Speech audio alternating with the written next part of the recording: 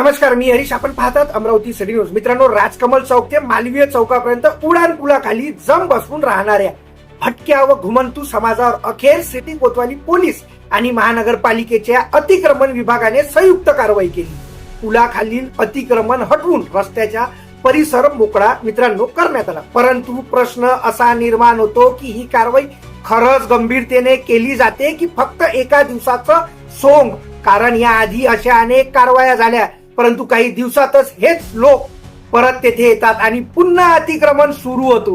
मित्रांनो, यावेळी Amravati city news चॅनलच्या प्रतिनिधींनी येथे उपस्थित नागरिकांशी संवाद साधला असता नागरिकांनी स्पष्टपणे सांगितले की ही कारवाई काही दिवसाची असते आणि पुन्हा हेच दृश्य दिसतं. प्रशासन फक्त फोटोसाठी काम करते असं नागरिकांनी मित्रांनो स्पष्टपणे सांगितलं.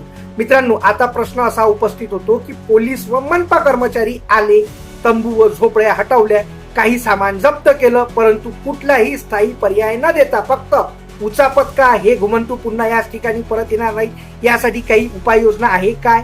मनपा फक्त प्रतिमा सुधारण्यासाठीच काम करतंय का? या लोकांना कुठे जायचं आहे, त्यांच्या पूर्ण वसनाबाबत काही योजना आहेत का?